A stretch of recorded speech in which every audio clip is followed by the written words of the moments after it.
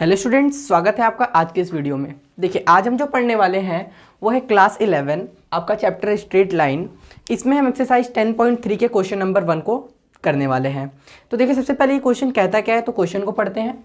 Reduce the following equations into slope intercept form and find their slopes and Y intercept. हमें क्या करना है, हमें ये जो इक्वेशंस दिए गए हैं इनको रिड्यूस करना है, क्योंकि देखिए बोला हुआ reduce equations into slope intercept form.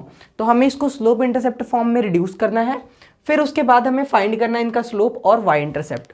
तो इन क्वेश्चंस को सॉल्व करने के लिए सबसे पहले हम फॉर्मूला क्या यूज़ करेंगे, तो देखिए हमें पता होना चाहिए स्लोप इंटरसेप्ट फॉर्म। तो ये आपको पता होना चाहिए स्लोप इंटरसेप्ट फॉर्म। तो देखिए हम जानते हैं कि स्लोप इंटरसेप्ट फॉर्म जो होता है इक्वेशन ऑफ लाइन का, वो y is equal to mx plus c होता है, where m is equal to slope and c is equal to y intercept. तो ये हमारा फॉर्मूला होता है स्लोप इंटरसेप्ट फॉर्म का, और यहाँ पे ये जो m है वो स्लोप होता है और जो c है वो y इंटरसेप्ट होता है। इसी फॉर्मूले का यूज़ करके हम इन तीनों क्वेश्चंस को सॉल्व करेंगे। तो देखिए, सबसे फर्स्ट अगर हम देखें तो हमें फर्स्ट क्वेश्चन दिया हुआ है x plus 7y is equal to 0। हमें चाहिए क्या, y is equal to mx plus c, यानी हमें y को लेफ्ट हैंड साइड में करना पड़ेगा। तो हम करेंगे क्या, इस y को लेफ्ट हैंड साइड में देंगे, इस x वाले को राइट हैंड साइड में भेज देंगे। तो ये हो जाएगा 7y इज इक्वल टू, ये x इधर से इधर आएगा यानी लेफ्ट हैंड साइड से राइट हैंड साइड में आएगा, तो ये हो जाएगा माइनस x, और इधर 0 है तो ऐसा प्लस 0 हम लोग लिख सकते हैं। फिर अगर हम लोग देखें तो ये क्या है, y is equal to mx plus c का फॉर्म है। तो यानी कि हमें इधर सिर्फ y को रखना है, यानी इस 7 को हटाना पड़ेगा। हम इसके लिए करेंगे क्या, इस 7 को इधर भेज देंगे। तो ये हो जाएगा y is equal to minus X plus 0, और पूरे के अपॉन में ऐसा 7 आ जाएगा। इसको और सॉल्व करेंगे तो ये हो जाएगा माइनस एक्स बाई 7 प्लस 0/7 इस तरीके से।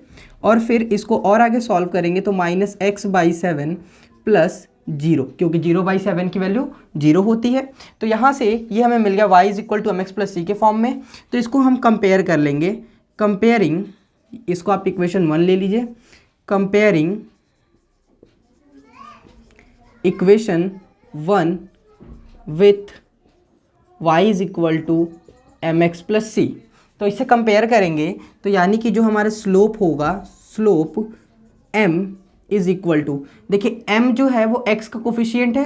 तो यहाँ पे अगर हम x का कोफिशिएंट देखें तो देखिए यहाँ पे लिखा हुआ है माइनस एक्स बाई 7, यानी कि हम इसी को लिख सकते हैं x इंटू माइनस 1/7। तो इसका कोफिशिएंट माइनस 1/7 है, तो ये आ जाएगा माइनस 1/7 इसका स्लोप। और हमसे पूछा हुआ है क्या क्वेश्चन में, तो y इंटरसेप्ट। तो यहाँ पे c जो है वो y इंटरसेप्ट है, तो यानी कि y इंटरसेप्ट इस ये c है। तो ये हो जाएगा, देखिए क्या, यहाँ पे अगर हम इसको c से कंपेयर करें y is equal to mx plus c से, तो यहाँ पे c की वैल्यू 0 मिल जाएगी। तो इस तरीके से हमारा ये फर्स्ट क्वेश्चन जो है सॉल्व हो चुका है। अब चलते हैं देखिए सेकंड क्वेश्चन की तरफ। तो सेकंड क्वेश्चन क्या कहता है, तो इसके लिए हम थोड़ा सा स्पेस ले लेते हैं। ये तो हमारा फर्स्ट क्वेश्चन हो चुका है। फिर देखिए सेकेंड क्वेश्चन को हम यहीं पर सॉल्व करेंगे। तो यहाँ पर ये सेकेंड क्वेश्चन दिया हुआ है 6x plus 3y minus 5 is equal to 0। हमें y को लेफ्ट हैंड साइड में रखना है, बाकी सारे को राइट हैंड साइड में। तो हम 3y को इधर रहने देंगे, इस माइनस 5 को भी उधर भेज देंगे, 6x को भी उधर भेज देंगे। तो 6x जब इधर आएगा तो माइनस 6x हो जाएगा। क्यों हमने पहले 6x को भेजा, क्योंकि हमें पहले x वाला टर्म चाहिए, तो इसलिए हमने भेजा। फिर c यानी कि कोई कोफिशिएंट, तो 5 इधर आएगा, तो ये बन जाएगा प्लस 5, क्योंकि इधर माइनस था। अब अगर हम देखें तो हमें y जो है इधर सिंगल चाहिए, यानी इस 3 को यहाँ से हटाना पड़ेगा।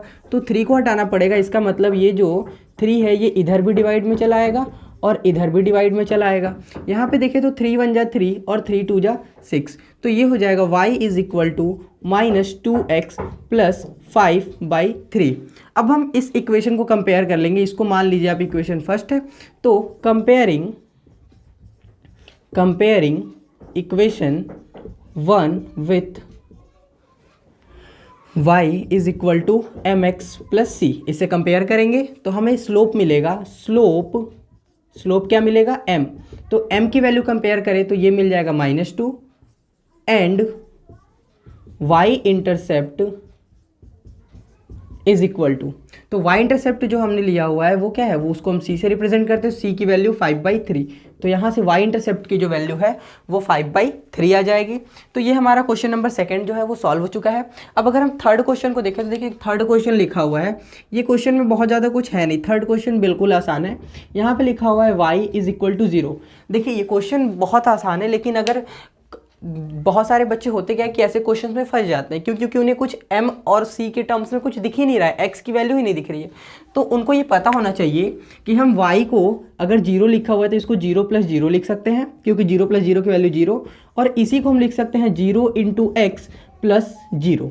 अब हम इसको कंपेयर, अगर हम इसको इक्वेशन 1 ले लें तो इसको लिख सकते हैं comparing with y is equal to mx + c। तो इसे जब हम कंपेयर करेंगे तो हमें स्लोप यानी कि m की वैल्यू भी 0 मिल जाएगी, एंड y इंटरसेप्ट, जो y इंटरसेप्ट है उसको हम c से रिप्रेजेंट करते हैं, तो ये जो c है इसकी वैल्यू भी 0 मिल जाएगी। तो इस तरीके से हम क्वेश्चन नंबर 1 को सॉल्व करेंगे। इसमें क्योंकि सिर्फ हमसे पूछा हुआ था कि हमें क्या करना है इसको, तो हमें इसको स्लोप इंटरसेप्ट फॉर्म में रिड्यूस करना था, यानी कि इक्वेशन दूसरे फॉर्म में दिया गया होगा उसको हमें स्लोप इंटरसेप्ट फॉर्म यानी कि y is equal to mx + c के फॉर्म में रिड्यूस करना था। तो हमने सबसे पहले ये जो सारे इक्वेशंस दिए थे इनको y is equal to mx + c के फॉर्म में यहाँ पे हमने सारे को रिड्यूस किया। फिर उसके बाद हमने इस इक्वेशन से कंपेयर किया, तो हमें पता है ये m स्लोप को रिप्रेजेंट करता है और c जो है वो y इंटरसेप्ट को बताता है। तो हमने यहाँ पे इससे कंपेयर करके, जो इसका स्टैंडर्ड फार्मूला होता है, इससे कंपेयर करके हमने स्लोप और y इंटरसेप्ट भी फाइंड कर लिया। आई होप कि आपको ये समझ में आया होगा। किसी स्टेप में अगर आपका कोई डाउट है कमेंट करके पूछ सकते हैं। चैनल पे नए हैं तो चैनल को सब्सक्राइब कीजिए, वीडियो अच्छी लगी हो तो वीडियो को लाइक कीजिएगा। मिलते हैं नेक्स्ट क्वेश्चन के साथ नेक्स्ट वीडियो में।